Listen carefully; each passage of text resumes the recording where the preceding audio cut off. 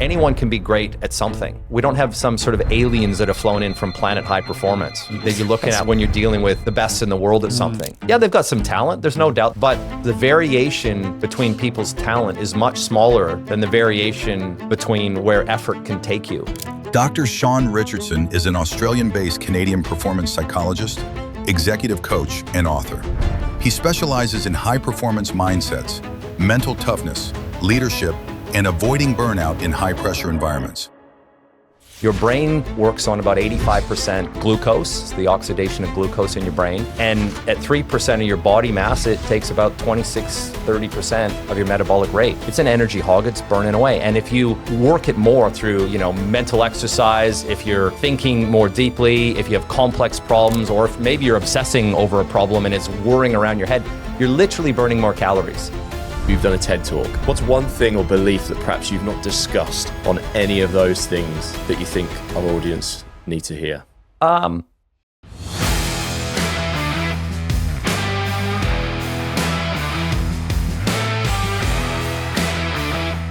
Sean, you've built a career and a business around high performance, yet we're in the middle of a genuine burnout epidemic, with a lot of the optimize everything, perform at your peak culture seeming to make people worse, not better. As someone who's studied this for a living, is a relentless pursuit of high performance part of the cure here, or actually is it part of the disease?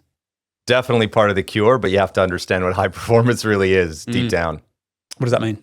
Well, look, I think my background has taught me, particularly from elite sport, and elite sport has evolved in this area as well, is high performance is comprehensive.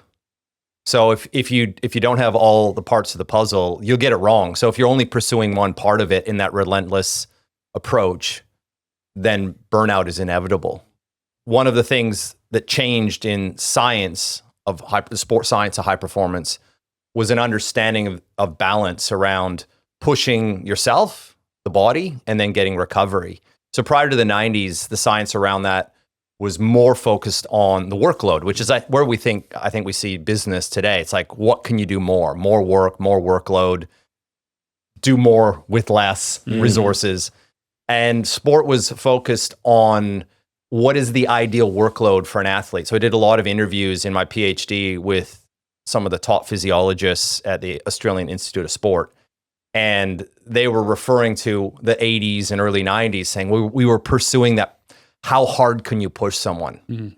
And then really what was in front of them the whole time, because recovery has always been known to be important, that the cycle of stressing a muscle and then allowing it some recovery to bounce back and get stronger. And without that recovery, you don't get the strength gain. You don't get the adaptation. Yeah. So they always knew that, but it was sort of recovery was just something that would happen. You go home at the end of the day, you'd eat, you'd sleep.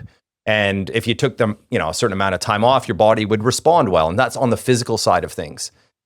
So it was there, but they didn't approach recovery in a structured way at that time. They didn't look at recovery as a tool, as a thing to be high performing at. And so that was a fundamental shift in the 90s around recovery being part of the structured approach to training. It's not even the antidote. It's not something, a side effect. It's not something that take care of itself. It's something that you approach with a real discipline. You make recovery high performance. And that is probably what's missing in almost every other element of life. We kind of treat it as, it's just something that happens in between, or people will know, or they get their sleep, or hopefully they're eating okay. And that's an aside. We're on workload in the workplace. And that's the fundamental shift I think that we saw in sport.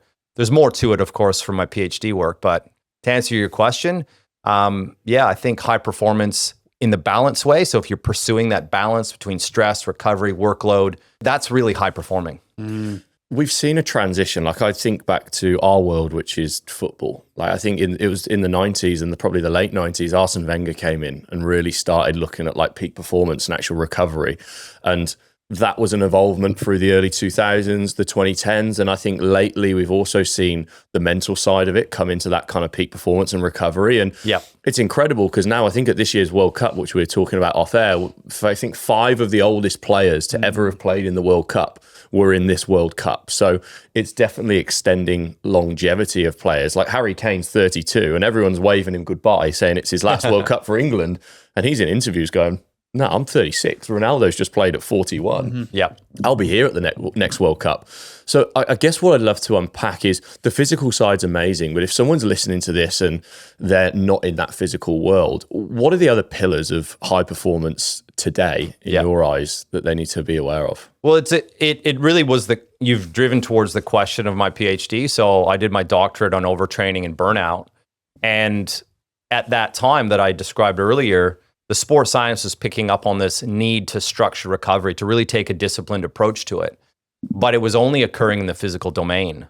So we're looking at muscles, joints, what was happening in the body physically when you stressed it with workload, and what would happen if you recovered it more structurally and in a more disciplined way, and how you get adaptations physically. Yet we're still seeing athletes who are underperforming, getting fatigue, coming down with illnesses, autoimmune injuries that probably could have been avoided. And the problem is that what I found was that they weren't looking, because it's sports science, it's physiology, weren't looking at a broader category of stressors. So stress in the human body is not distinguished between physical, mental, emotional, social, environmental. It's a demand on the system. So as soon as you look at those other demands on the system, then it doesn't, you are outside of the physical. You're not it doesn't have to be it's about life. It's about work. It's about everything else that you do. So that's what I really found through my research, was that we have to account for these other domains of demand, and literally demand, like energy demand. So when you think, as opposed to just sort of relaxing, listening to music, not thinking, you burn more calories. Your brain works on about 85% glucose, the oxidation of glucose in your brain. And at 3% of your body mass, it takes about 26, 30% of your metabolic rate. It's an energy hog, it's burning away. And if you work it more through, mental exercise, if you're thinking more deeply, if you have complex problems, or if maybe you're obsessing over a problem and it's whirring around your head, you're literally burning more calories. So like when we think about stress, we don't think about it as a negative or a positive. It's just a demand. It's an energy demand. And so every part of your body, the world is constantly demanding that energy of you. So we can refer to social stress, the energy you spent interacting with people. It could be a positive day. There's some great case study research that was come out of Scandinavia where they followed people around. I think they had in those days beepers, and we're monitoring people's energy spend, salespeople. And if they had a busy day out of the office interacting with people, they spent more energy and they were more tired, even if it was a positive outcome type of day. So they're pumped, they're excited, but they'd spent more energy than, say, doing office work that day. So you get to see that we have to think of life load, not just training load for athletes. And that's what really was a focus. So when we look broader, immediately, then we have to also think of how are we getting recovery in those domains. So if you think, oh, I'm spending mental energy, I'm spending emotional energy, I'm spending energy in social interactions, and I'm even spending any energy, or energy is being demanded by my environment, my physical sensory environment. So light and sound, if you're in a noisy environment, if you're in a visually busy environment, if you're on screens all day, literally it lights up your brain and it takes more energy. Then how am I getting recovery in those domains? What does mental recovery look like? What about emotional, environmental recovery, like being in a calming, peaceful environment? Yeah. So that's really what expanded for me from my research, and then that research took me into all kinds of places in the workplace and people's lives, everything from working with performing arts to business to postpartum mothers, like who might be struggling with just the stress and the incredible disruption recovery of having a new baby. So it really is about being human. Yeah. What does your recovery look like? Because you've recently wrote a PhD, you're raising a family with youngish kids, and we discussed there's a fair bit of travel to like mountain bike events and things like that. And you're working for St Kilda in the AFL, so you're traveling down there as well. What do you do to keep yourself going? Secret sauce. Yeah. Look, a client actually asked me about this the other day, and I'm not prescriptive of what someone has to do, but I follow principles. I think when we have guiding principles, then those keep us, it makes it so like recovery, stress, balance, it's a lifelong pursuit. So what do? I actually start with my purpose and my goals and my principles.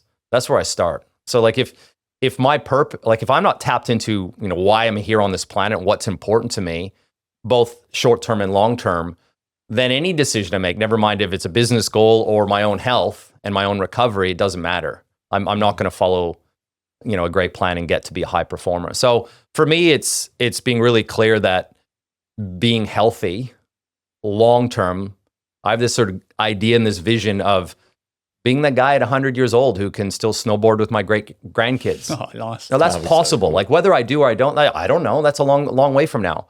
But so that's idea of that long-term health is super important to me and I won't go into all the layers of my purpose around that. It has something to do with my family and being there for my kids and being a role model and just loving to be active. But that's at the forefront. If you're not guided by a strong purpose, your health and your recovery get lost. So that's the starting point. And then filling it in with guiding principles. So for me, if I'm getting down to brass tacks, nutrition's really important. And I have guiding principles there around making excellent decisions on health.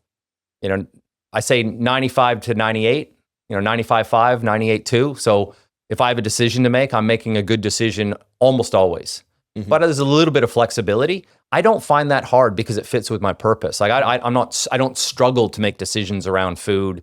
I have a sweet tooth, but I don't have trouble letting go of sugar if I have to. So I have a guiding principle around that 95.5, always making healthy choices. For me, that's, if I'm being specific, it's 95% plant-based, whole food, organic. Mm-hmm. I still eat meat, I still eat fish, but it's less part of my diet. That's just a personal choice. I'm not prescribing anything, but so when you have that as a guiding principle, it's sort of, you go to the grocery store and you're looking at ingredients, you're looking at, hopefully it's organic, you're looking at, have Whole Foods that have a list of things that I don't know? Well, that's out. This guiding principle makes it easy. Guiding principles about sleep. I'm always aiming for that, minimum 7 hours, like to get 8, certain bedtime, but 95.5. So like you stay up late sometimes. So I don't know if that makes sense, but it's exercise too. It's getting out and being active 5 times a week. Now, would I love to be doing intense exercise 5 times a week, a few hours a day? Absolutely. And sometimes I do, but a lot of time I don't. But if I'm out there active, then I'm sort of ticking off that principle. Mm-hmm. And then the same goes with recovery. So like recovery isn't just sleep and diet. I've mentioned those two, but it's about making sure I have breaks for myself, mental breaks during my day. And so like I'm in my mind, I'm thinking, have I just sort of checked out for 5 minutes here and 5 minutes there? Or if I've just had an intense meeting or an intense podcast, I'm going to take a few minutes afterwards and just listen to some music and chill. So I have principles around responsiveness throughout my day of just making sure I check out. And in that there's a permission. So like if I'm taking a break from something and seemingly doing nothing, I know I'm not doing nothing. You're recovering. I'm recovering. Yeah. So I actually feel good. Like I feel purposeful about taking a few minutes sometimes, or doing 5 minutes of mindfulness, or closing my eyes, even though I've got a ton of work to do, for 5 or 10 minutes, just checking out. So when you have that purpose, you don't feel guilty. You actually see it as a requirement. It keeps you on track. So I'm not sure if that makes sense, but there's guiding principles. There's probably a little bit more detail around that, but I think of the categories of, mentally, socially, emotionally, physically, and environmentally, am I taking care of myself? And the environmental one I haven't mentioned yet, but that's just making sure I get out in nature. I live on the Gold Coast. For me, that's getting out in the ocean. It's got to happen at least a couple times a week. So it's putting myself in situations that I know I'm going to get the best out of myself. And I also follow my research. So like I look at the categories, I look at what I learned and I apply it to my life and I fit it to my purpose. One thing that stood out to me so much there is talking about high performance. Yeah. And the numbers have always been 80-20. Not for Sean, 95-5. I love that. And I think it's really good for me because I always feel like 80-20 is too lenient. Yeah. I'm like 20% of the time, bad decisions. I don't know about that. 95-5, I don't think I can really get around. Yeah. That feels a lot better mentally. Yeah. And some things are like 99 and some things are 100. Yeah. So I stopped drinking alcohol maybe, I don't know, in any meaningful way 20 years ago. Yeah, well. Do you still drink? That's just Well, it's just the answer is no. Yeah.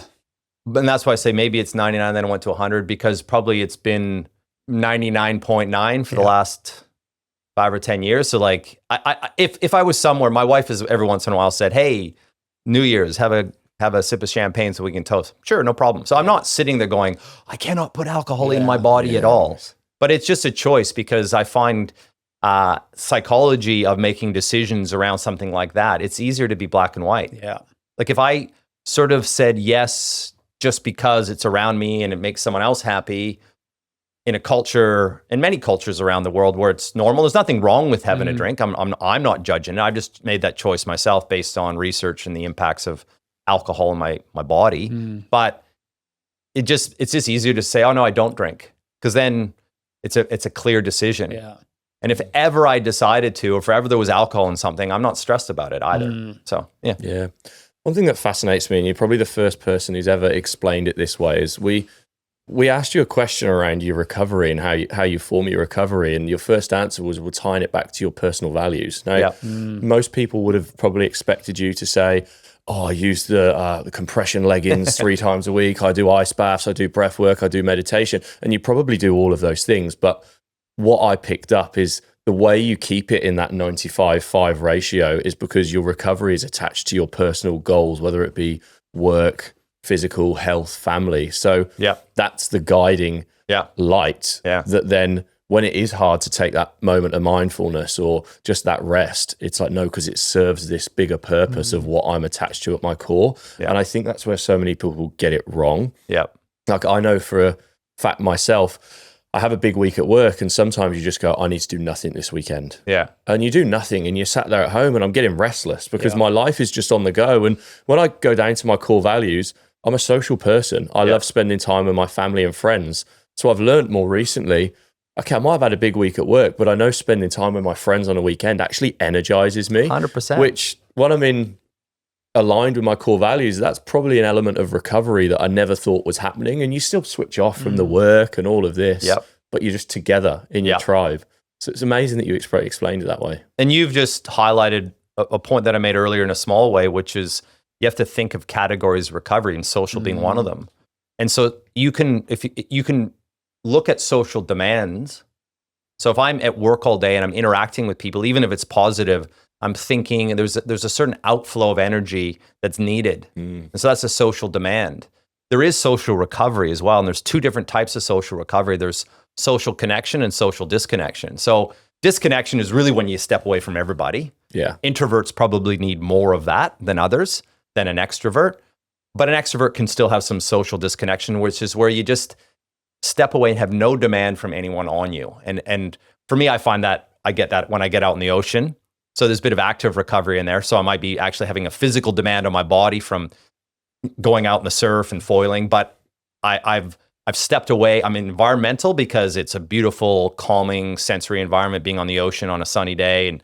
But socially, I've stepped away. I've disconnected. But there's a social element to the surf and the foiling and the community that I'm in, where we come off the water and we have a chat and we just talk crap. And there's no demand. I actually feel more energized from having those conversations. So that's when you make connection. Like when you might be with 1 or 2 other people, you talk to them, you feel relieved, you might have a laugh, you walk away feeling more energized, as you said.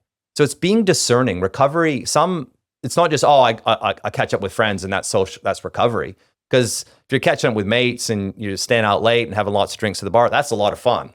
And you could say that gets your mind off work, but you've really sort of gone into, you've sort of created a deficit around some of that physical and recovery type of stress that comes with staying out late and having drinks. So it's really being discerning and yes, like connecting with the right people, feeling like you got away from the demands of work is a form of recovery. This is why I'm so toxic right now. I'm thinking you're talking through the different types of recovery. And I'm going, I wonder how many of those I can stack on top of each other and tick them all off in one go. I can go for a swim with a friend, stretch in the water, get some sunlight, not be on my phone. I've just done all the recovery in one. I've completed it. That's not that bad, because honestly, if you get the recovery stuff right and you you do more of it. As long as you're not stressing about your recovery, then you're not going to harm yourself, right? Yeah. I'm addicted to the endorphins as well, and that's probably my issue. I've started running a bit more than I ever have. And like Sunday I did a big run, felt so good after it. Yeah. And now this week I'm like, I shouldn't run, right? I've done a fair bit, I need to rest. Yeah. But I'm almost like missing that endorphin feeling that I know I would get if I do it. Yeah. So I'm fucking fighting myself mentally all the time about, one, I'm either not doing enough and now I feel bad. Now I'm doing too much and now I feel bad because I know I should be resting. Well, you're just young enough that you haven't, I shouldn't speak for you, but you get to my age and you want to do more all the time and your body limits you with injury. And I'm sure with being ex-football players, you know what injury is all about, but they come to haunt you when you tick over the few more decades. I had a penny drop moment. Just over a year ago, I ran my first ever marathon, and I've always been a slightly overweight goalkeeper. So when I stopped playing, I was like, I'm just going to get good at running because I'm shit at it. And in many ways, I hit burnout physically. But when I was on these long runs on a Sunday where I do a 30K practice run, and at 3 hours, just me, my headphones, the ocean, I'd go, why do I feel so energized? And I think it's because I was ticking the endorphin box that you've just described to and the physical activity side of things, but I had that social disconnection. Yeah. And at that point, I was living in a world where our second daughter came into the world. I had a 2.5-year-old. We were growing this business like there was no tomorrow, planning another one. So there was so much craziness. And although that 3 hours I was running and you'd expend 3,000 calories, it was that social disconnection part. 100%. And that mental... When you get, because I come from endurance sport, being in rowing, and I got into bike racing after rowing, and you go on those long rides or runs or rowing just 2.5, 3 hours on the water. It is a form of mental recovery at that steady state level. If you're going 100% intensity, kind of everything it hurts. It hurts. Yeah. But certainly, you're getting that environmental, you're outside, you're outdoors, you're getting the social disconnection, you're getting your mind off of things. Your mind just sort of calms into that rhythm of running or cycling. So absolutely, some things are, and that's why it's good to categorize your stress and recovery, is realize that some activities you're doing they're a demand, so it might be physical demand, but wow, are they ever great for the mental, emotional recovery? Yeah. But then I'm aware that I've got to have then some physical recovery somewhere in there as well. I've got to take care of that. I've got to sleep well. Maybe I got to get that extra ice bath, get in a float tank, make sure that nutrition is spot on. I don't want to gloss over this. This is really, really cool. So you're the son of an Olympic rower, and then you were a national champion yourself as well. How good's that? Yeah, it's a long time ago now for both my dad and myself. The question I want to know is, you would have grown up in a high performance environment, but it seems like you've got a really good attitude to high performance and the importance of it, as opposed to growing up in that kind of pressure cooker environment and now just going, nah, that's not for me. I'm going to have low performance, let's say. Has that always been the case, or have you kind of got a bit wiser as you got older? Hey, just a quick one. If you're an expert in your industry, you could be sitting on a $500,000 a year opportunity. The Recruitment Agent Institute helps people just like you start a remote recruitment business where you can get paid $15,000 to $30,000 for every placement you make, built on the knowledge you already have. You don't need any recruitment experience at all, and you don't even need to quit your job to get started. This could be run as a lucrative side hustle, something that maybe you work part-time and earn 6 figures a year, or you could go all in and scale an agency just like we have. In fact, we started our recruitment agency from a kitchen bench just 3 years ago. And in that time, we've done $13 million of revenue in just 3 years. And in 2025, we're named the 5th fastest growing company in the whole of Australia. The Recruitment Agent Institute gives you every system, strategy, and framework that you need to turn your experience into a highly lucrative remote recruitment business. So head to this episode's description below and tap the Recruitment Agent Institute link to find out more. Now, let's get back to the show. Some things I got wiser on, but I have a lot to be grateful for with my upbringing. My dad was pretty extraordinary in terms of what I just feel lucky. I feel privileged and lucky because the message I got from my dad was you can be anything. Anything's possible. That had a lot to do with his background, his family. My mom was extremely supportive as well, but just not into sports. And that message of you can do anything and anything's possible without pressure to do anything, but coupled with the message of, if you want to do that, you've got to work at an Olympic level. So a really clear path, a real simplicity to how to achieve a goal, which was, you can do anything, believe in yourself. So I grew up with a lot of that, a lot of sense of I can do anything. And I felt very lucky. I felt loved. I felt supported. Didn't feel the pressure. I put the pressure on myself, but also saw what it took. My dad was still on the national team, would have gone to probably the 80 Olympics, but Canada boycotted the Moscow Olympics. But, actually watching my dad until I'm 8 years old, I got to go out in the coach boat. Wow. That's pretty extraordinary to be able to see your dad at that Olympic level and witness it like it's just a normal every day. And he's, a dad of 3 and full-time lawyer at the same time. Like, just watching everything that he was doing just normalized it. I didn't think it was great or high performance at the time per se. It just was normal. That's it. Yeah. I love the way that he set it up. It's like, you can be anything, but if you want to be these are the behaviors and traits you need to mirror to get there, rather than that dictatorial kind of, you must be an Olympic rower and this is how we're going to do it. It's like he let you kind of have that choice. But if you want to make that choice, the consequence is the actions that you need to put in. Yeah. And the things that I didn't know as a kid and I didn't get from my dad was the stuff I learned in my PhD, which was a little bit too late for me. That's a part of it. The injury ended your Olympic dream. Yeah. Again, you're such a positive, optimistic guy, it seems like. Yeah. How was that transition from almost losing a bit of your identity from that dream being over to coming into chapter 2 of Sean? What was that like? Yeah, well, it was challenging. I think it'd be challenging for anyone. I had 2 goes, so I thought it was over, and then I had a second bounce back from that injury, and then I was clear it was over. But really, for me, the transition was straight into the PhD. Nice. So I probably didn't even understand. Like, I was devastated at the time of missing out of Sydney Olympics. It was really clear that I'd stuffed that up by pushing too hard, not getting enough recovery. I didn't know at the time that way, but my mindset was I was invincible. Yeah. And I just my mind was so strong. The mental side, my dad was very big on how to work hard and pushing yourself through the pain, and which is what rowing's all about. I got probably too good at that. And just took on more and more and more and was flying. And then, it broke down. So it was difficult because I felt so close. I knew in my heart where I was going. I'd already had those visions of standing on top of that Olympic podium. It's probably my own internal story because I didn't actually get to perform on the stage. And you mentioned my name in rowing, no one would know it.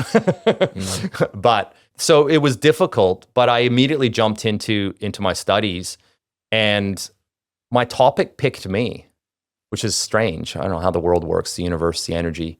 Like I applied to come to Australia to do my PhD. I had a professor in Western Australia who said, well, I'm doing some research on overtraining. I said, what's that? This is after missing out on Sydney Olympics. Yeah. And I thought, well,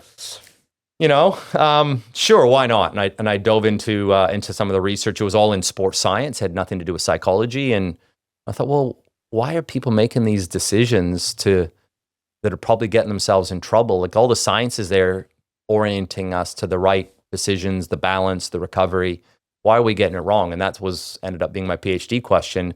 And partway along the journey, I thought, oh, this is a bit like me. Yeah. I guess the environment or the expectation of high performance is becoming invincible. Is that one of the, I guess, most oversold things about high performance, that it probably isn't right in today's day and age? Because even in business, you hear about the business owner that has a massively fast growing business, but then it all crumbles down because they push themselves too hard and they burn out. 100%. And I think that I probably pursued that. Well, I mentioned that I had that as a mindset of really being invincible in those early days of my life, and then growing up and pursuing both windsurfing and then rowing dreams.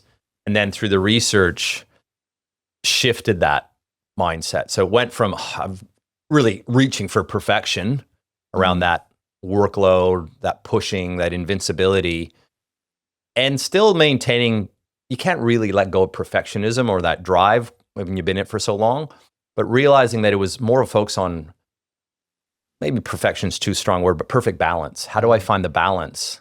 And it started with that simple balance between stress and recovery, but then balance everywhere in my life. So if I'm in the state of pushing, I want to push to a maximum, but I have to learn how to balance things. I have to balance it with that. So I'm not sure if that answered your question, but I guess the other side of it as well is that can then go the other way. Someone can hear that and go, well, I need to balance, I need to rest, I need to be recovered and not push myself too much. And then they end up achieving nothing. Yeah. So it's like, how do you find that perfect balance? And is it something internally that you just work out one day, or is there comparisons you need to make to what other people are doing? Because that's how me and Adam have grown Harwell so quickly in such a short space of time. You pick the guy that's a few years ahead of you and then try and catch him in 6 months. Yeah. And then you pick the next one. Yeah. So going back to my early story, what I learned from my dad is nothing ever happens without the hard work part. So I think there was a bit of a meme 15 years ago that's still maintained, work smarter, not harder. I don't really buy into that because it does suggest that, like, I don't have the 4-hour work week. I don't have to work that much. Like, don't work hard. That's not really the message. So in some of the programs I deliver, we talk about work hard, smarter. Nice. Yeah. Because we're not getting rid of the hard work. Yeah. It's got to be there. Yeah. Nothing comes easy. There's no shortcuts. Yeah. Yeah. You got to put your head down and work hard. But then you have to recognize the limit. So I might be able to work an 80 or 100-hour week if that is my sole focus and sole demand. Yeah. I've often said, because I came to sort of the business side of building my business later in life, after I'd pursued academics for 11 and a half years, after I'd pursued sport to my early 30s, and all of a sudden I'm now going to start my career, but met my now wife, and we start thinking of having kids, and I want to be there for my kids. So I realized I was not in a position to build a business 80 or 100 hours a week because I would burn out. So it depends on the choices and the context you function in. When I was rowing with the Olympic squad in Canada, we trained 18 sessions a week. We trained 6-7 hours a day. It was full time. We had one day off and we just trained at 8. You could do, like, it was an extraordinary amount. It was more than you would ever thought possible. And maybe it was a little bit too much at times and guys would break down. But generally, it was pretty successful. The Canadians at the time were 3-time world champions. They hadn't lost a heat in the men's 8 in 3 years, like not even a heat. Like, we were successful. And being in that squad, you got to see how hard you could push yourself. But there was no other demand other than that. Yeah. So you've got to acknowledge the full life load demand and what capacity. So I'm working at a maximum in the context I'm in with the limits of energy and demand that I live within. You obviously transitioned from sport into business with a nice crossover now with the work you do in St Kilda as well. We always say it's our superpower, the sporting background we've had, and for so many reasons. What message do you think is a lot easier to say to a sports person and they take it on board and action it, as opposed to a leader or a business owner? Probably, I don't know about easier, but just much more common as part of the culture and vernacular. And this as athletes as well, is in sport, we have that expression focused on the process, not the result. And even in sport, that's really difficult to live. But it makes sense in sport. Like you get a more tangible interaction with the process. Like if you're lifting weights and you're running kilometers or you're sprint training, and even when you get recovery, you get tangible feedback even subjectively in your body as it's shifting and changing and how you feel on a daily basis. And then you get very objective, your results are very objective. So we get a measure to millimeters, to milliseconds. And so with regard to that sort of thing, it's a much easier and simple and clear buy-in to that concept of the only way you're going to get results is by being great at the process. Results don't make you great. Winning does not make you great. Yeah. Being great at the process, being a great person, great character, and doing the things of a great, in this case, great athlete are what make you great. And then winning will take care of itself. It's a much harder sell in business because business is so much more complex. Oftentimes results have a way longer lag effect. So you might be working in a project team where our key deliverables 15 months from now. You have milestones maybe every 6 weeks or a quarter. But every single day you don't have that tangible feedback that the process is getting you somewhere, that your actions are necessarily, you do at times, but it's not quite as visceral and certainly not physical like sport. So it's an easier, I wouldn't say easier sell, it's just a more common, there's a more of a buy-in to that idea. We still have to really work on it in sport, but that division between what you're doing is the main thing and the result is an outcome of that is easier to see in sport. And we certainly, when you, like I've worked with some multinational companies, headquarters in Europe, as soon as you have that separation in a business, because the environment's more complex, the only thing that headquarters is looking at is result. Because that's the only thing that they have a part of. They're not in the day-to-day. They're not in the operations. They don't even see the business and how it operates, how the people are functioning. And it's not even that they don't want to. With that large an organization, with that many layers, the top level and even several layers down doesn't have the time or the bandwidth or capability to actually pay attention to the process on how someone's functioning in their particular role. So yeah, I've worked with a few businesses where, and there tend to be smaller businesses where we've said, okay, why don't we take that type of approach? Even our performance review, even in a remuneration. What if we're giving bonuses for how people behave and act and fulfill on their process? Now that's not so easy to measure, but some brave companies have done it and done it really well. It's so true. Like as you're talking, I'm thinking back to, I think it was maybe Muhammad Ali. He's like, the fight's won before I've stepped in the ring, because it's the process. Like even Cristiano Ronaldo, the reason he's still playing in the World Cup at 41 is because from the age of 17, he's had a full-time chef, a full-time physio, a full-time masseuse living with him. It's that micro things every day. Even growing Harwell, second full year, we had an incredible result, amazing result, but we didn't have the process there. Yeah. So we had to change our process because we hit our peak, we hit our cap, and we thought we can't grow this business anymore sustainably because we don't have the process. So this year, our result has been similar in what we've put in the top, but what's come out the bottom has been less of a result because we've had to step back to build that process to then step on again. Yeah.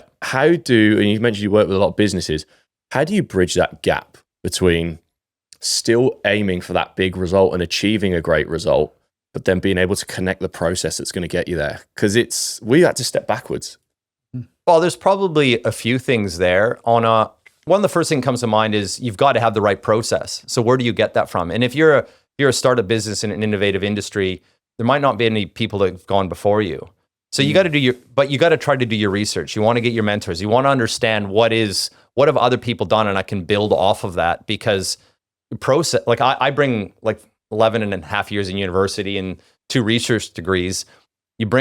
For me, what I got out of it was thinking scientifically, which is understanding cause and effect and really having both a mindset and a methodology for if you see an outcome that you're chasing, what's the cause of that? And how you think about those causes, both statistically, qualitatively, in a scientific experiment, those are really relevant to business. I think Reed Hastings and Elon Musk both used a kind of a heuristic approach to that scientific thinking. They call first principles thinking. You're looking at something you're trying to achieve, and you're looking at the basic principles and the basic foundations of what might cause that outcome you want.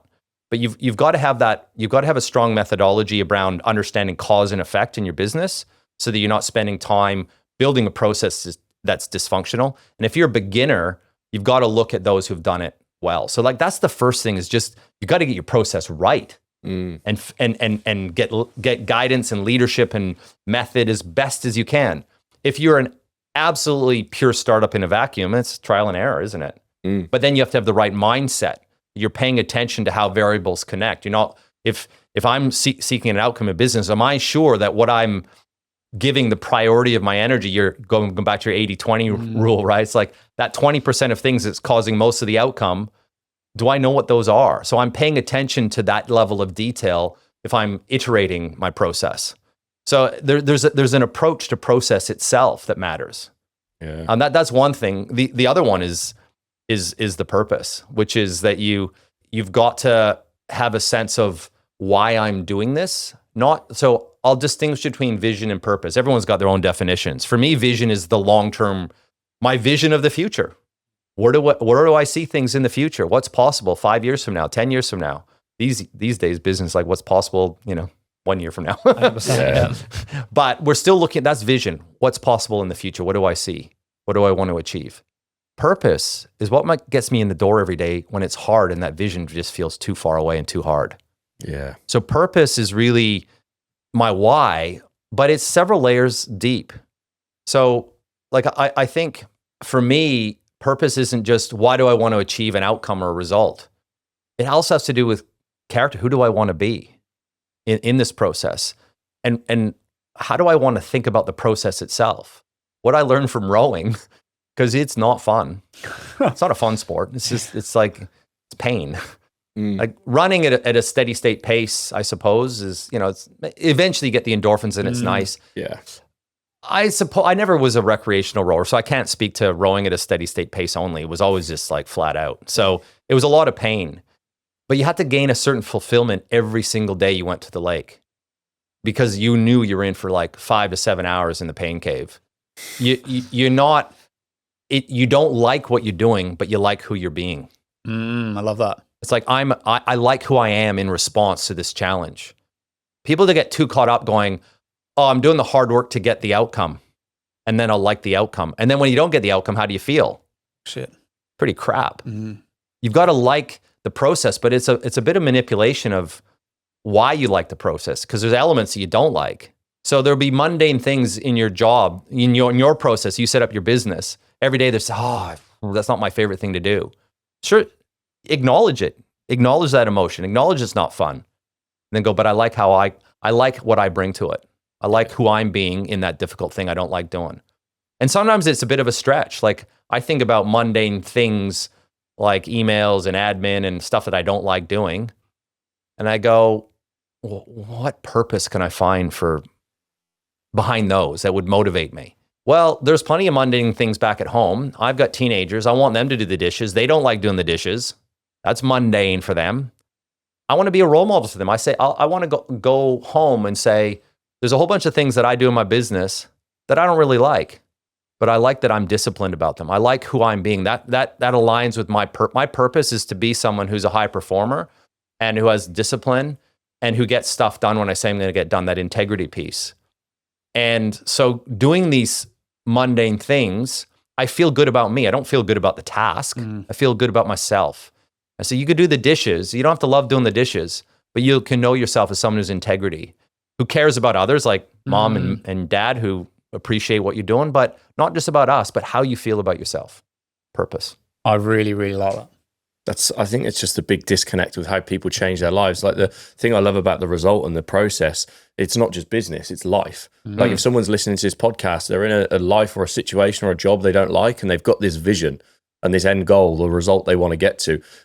What they actually need to do is focus on the daily behaviors and habits, the process. That might just be eating better. That might be going to the gym. It might be learning through podcasts or books.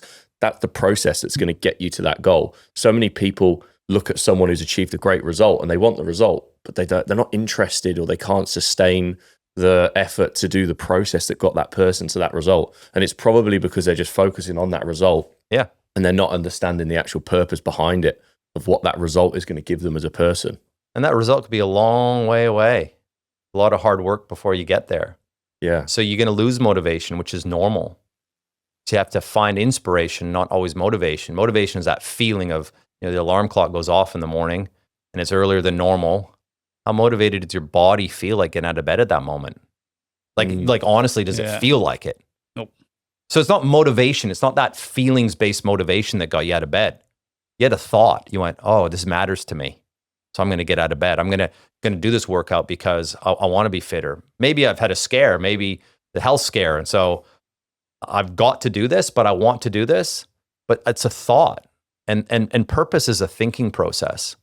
So we have to tap into multiple layers of motivation and don't just rely on how you feel, because it's a roller coaster. I think you've really summed up how I feel about these last 3 years in business. Yeah. Like what we have and what we've done on a numbers doesn't really do much for me. It doesn't. I'm proud. I'm proud of. I know what it's taken to get there. And there's little decisions where you can do the easy thing or the right thing. Yeah. And just taking those 99-1 for the most part. Yeah. And now being a person who can confidently say, I will do the hard things. Yeah. That's what I love. And it feels good. So you actually find fulfillment in the process. And I think that's what a lot of people miss out on, is that when you are so caught up in the result, and I have to work with young athletes like this all the time, with business leaders all the time, it's not, and it doesn't mean we don't have emotions. We don't love wins. We don't love good results. We do. They are part of the objective. But you also have to have fulfillment in that process. And I often talk with my clients about having an internal scorecard, which is, how do you win before you win? So it is that. I've got a checklist in my mind of like, I've ticked this today. That's that checklist of my process. And that fits with my values, my purpose. And so I feel good about myself. And that's the interesting thing about human beings. We can hold two opposing emotions at the same time.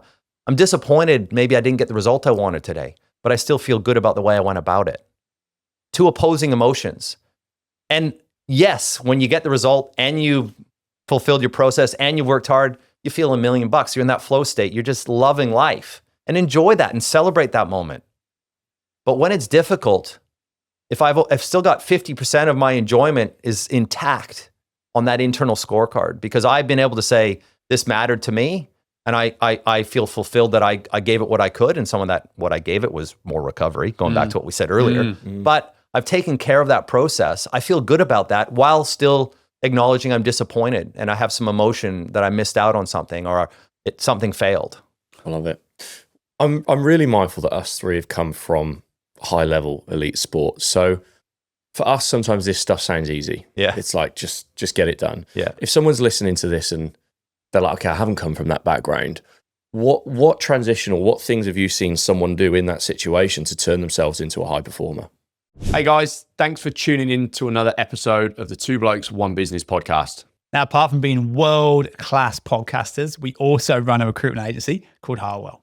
If you're keen to learn a little bit more about what we do, then head over to our Instagram at Harwell Group and check us out. Back to the app. Well, I think, and now I just, something tweaked for me from your earlier question is getting to know that athletes, business leaders who've been very successful, performing artists, they all started somewhere. There's no magic elixir. They're not special. They're not different. And what I get to see on the psychology and the human side of performance is that we've all got our ups and downs. We've all got our vulnerabilities. We've all got our insecurities. And so the first thing is to know is that no matter where you're starting from, is not to look at someone who's already well into the game, into whatever game you're looking at, or business or sport, and compare yourself and think, oh, I'll never get there. They've got something special. They've got something that I don't have. Is that it's accessible to everybody, but we're all at different starting points. And so what you get to see is when there's a bit of vulnerability, that when you understand you're just dealing with normal human beings who've done extraordinary things, have committed to those extraordinary things, and there's a pathway and a methodology, anyone can be great. Anyone can be great at something. Anyone can be great at a process and can be extraordinary more than they can imagine where they'd be at any point so far in their lives. So it's accessible, and that's important. Is we don't have some sort of aliens that have flown in from planet high performance that you're looking at when you're dealing with the best in the world at something. Yeah, they've got some talent. There's no doubt there's some physical talent, and there are differences intellectually with the geniuses and the inventors. But the difference, the variation between people's talent is much smaller than the variation between where effort can take you and hard work. So like there's a much bigger bandwidth of growth in that effort and hard work piece.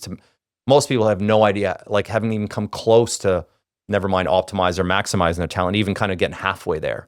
So it's so much more accessible than people think. Would be the first thing I'd telling them is just that belief in possibility. Probably what my dad handed to me when I was a young kid. Yeah. I just get optimistic when you talk about that, right? Because it's all within your control. Yeah. It's not something you need to be born with or need to be given. Yeah. You've got it within you to go and do that yourself. Anyone listening. Yeah. And look, I do want to put a caveat here is that some people are luckier than others. Yeah. And the psychological side and that I deal with, that probably makes my coaching a little bit different, whether it's an executive or an athlete. And we don't always go there, but everyone's got a background. And some people start in life made it a lot harder. So people go through, And athletes as well have gone through trauma in early life, whether it's abuse, whether it's dysfunctional families, whether it's breakups, whether it's bullying in school. There's human beings that spread of adversity and challenge doesn't pick and choose the high performers from the non-high performers. But some people get a luckier lot in life. And that luckier lot isn't always necessarily that everything went your way, because that can sort of put you in a place of complacency and not knowing how to work hard. But rather that you had someone or people in your life that supported you and you felt safe and you were able to hold on to some of that self-belief. If you've lived in a world of trauma and negativity, you can have a lot of roadblocks, hidden roadblocks, mental and emotional stuff that's telling you that you're not good enough and that you'll never make it. And it's not your fault that you have those things. Life has been tough on you and told you that.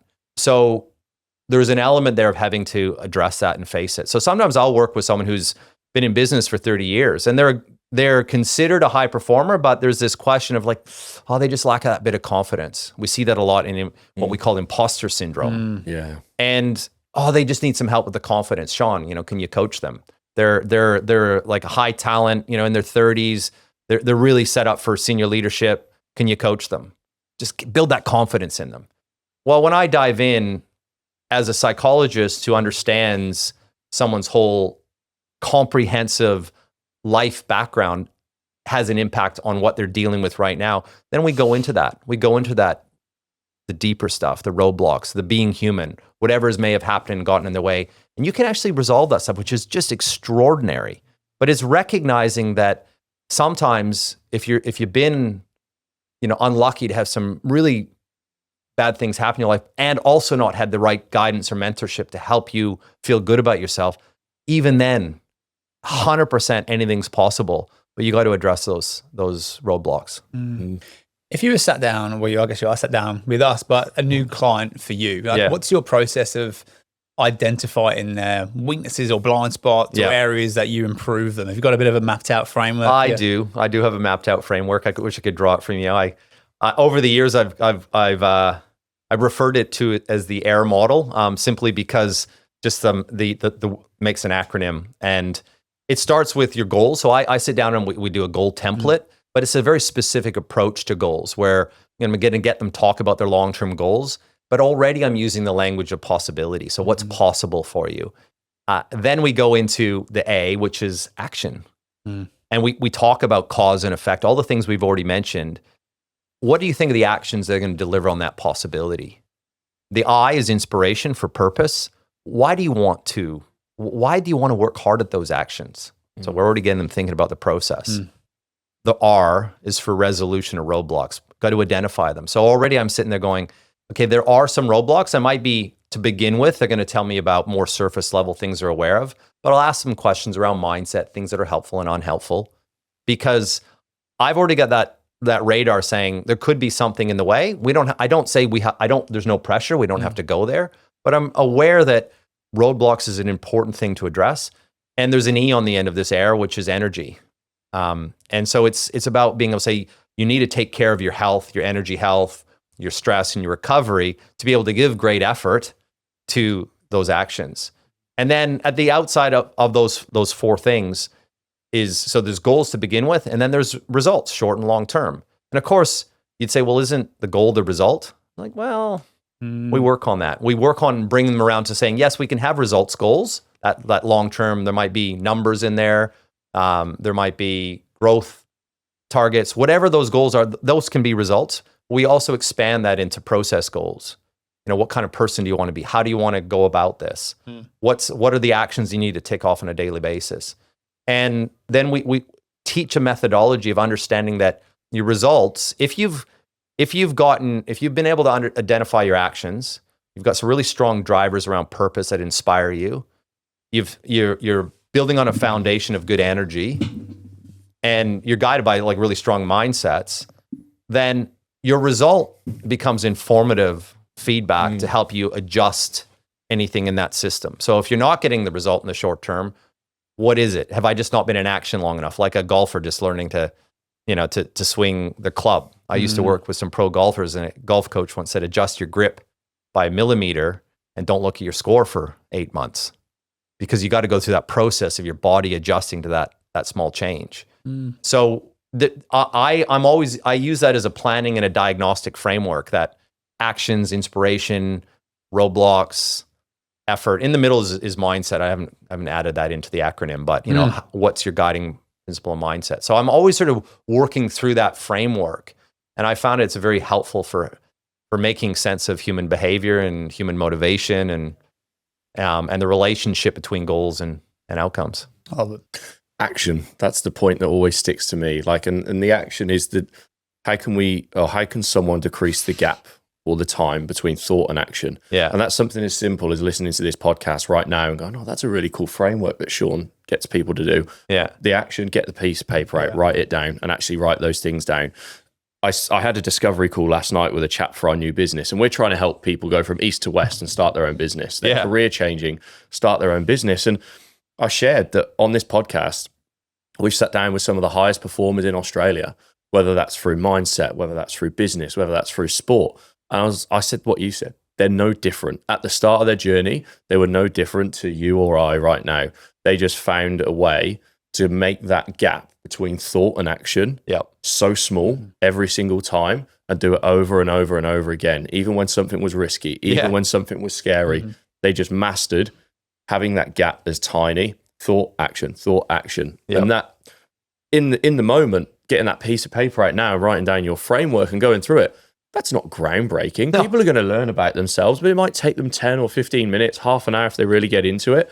But being able to do that over and over again, when you've done it thousands of times across a year, you're a completely different person. Your life will change. 100%. And then it's your identity. Then you are someone that does take action.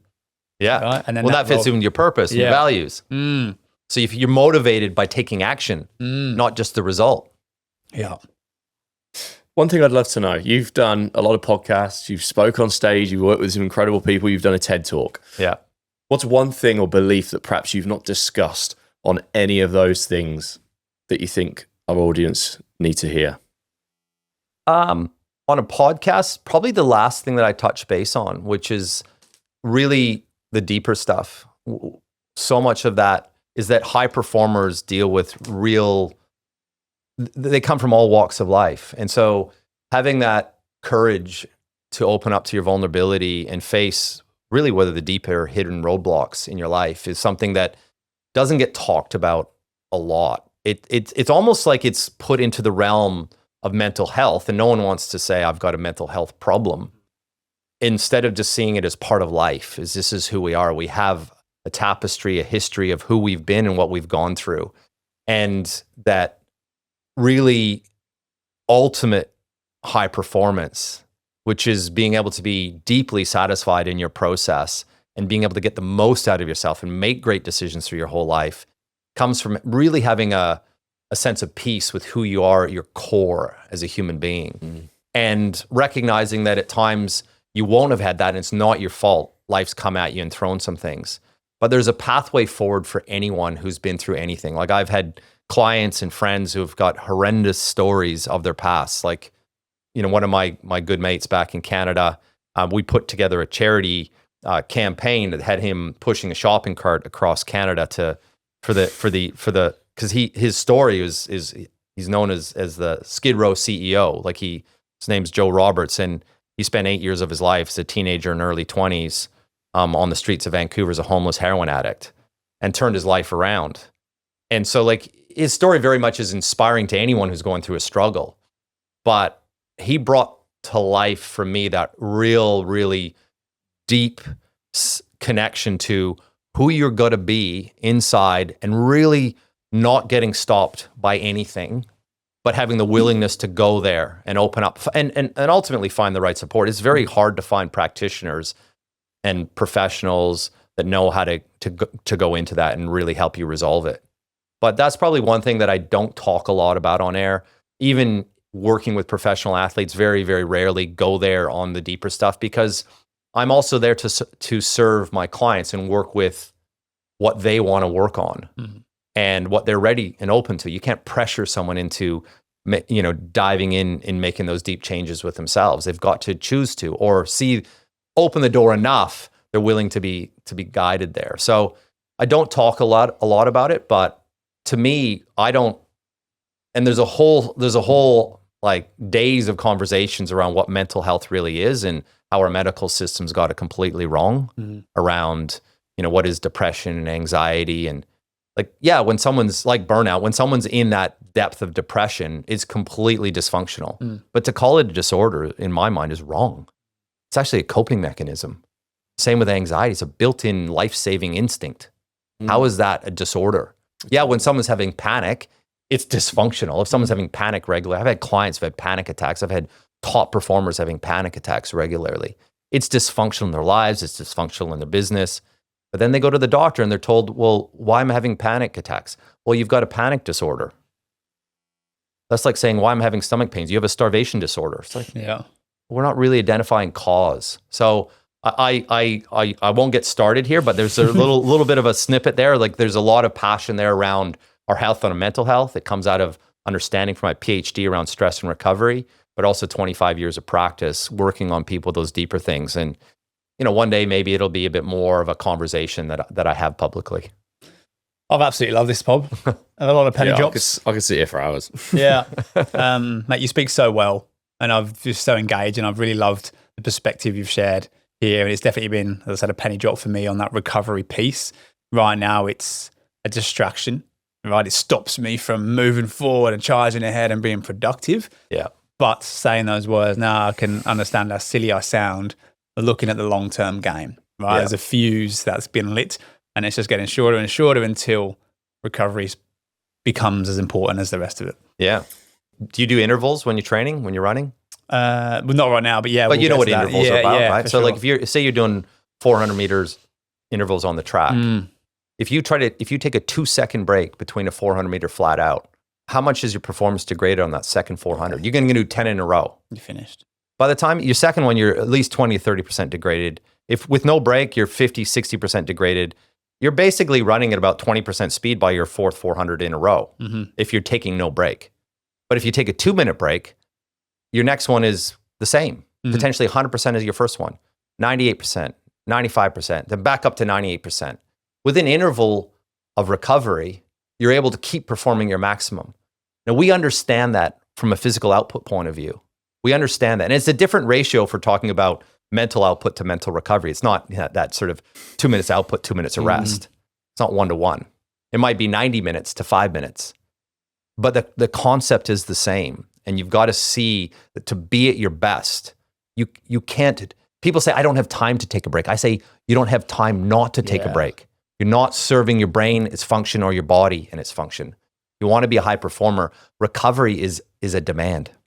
It's that internal battle, a battle of high performance. Like I know, for example, when we force ourselves to take a week of leave, I go away and disconnecting, I come back with so many ideas. I disconnect and my brain becomes so creative. And you look at the business from the top down or from the outside. And alongside that, you're battling. And the reason you don't take a break is because you're like, yeah, but what will I miss out on? And you might lose a deal. You might miss out on a deal that one of your competitors gets, that if you're at work, you got it. But the creativity and the ideas you've had from taking that break is the net gain more than that one deal that you missed out on. Yeah, in the long term. If it is, that's why it's so important. 100%. Fuck. Thank you, Sean. Where can people find you, Sean? Probably find me on LinkedIn. I don't do really any advertising. I think I have a website somewhere, which I never look at. But yeah, it's all been word of mouth. But yeah, generally on LinkedIn is where you can find my profile, Dr. Sean R. So awesome. Thanks for coming on, Thanks mate. again. Cheers. Hey guys, it's Jake and Lockie from Naturally Cooked Sunscreen, and we are pumped to be sponsoring the Two Blokes, One Business podcast. We're on a mission to foster a generation of Australians who take sun safety more seriously and encourage it amongst their mates. You can find us at naturallycooked.com.au or follow us at Naturally Cooked Sunscreen.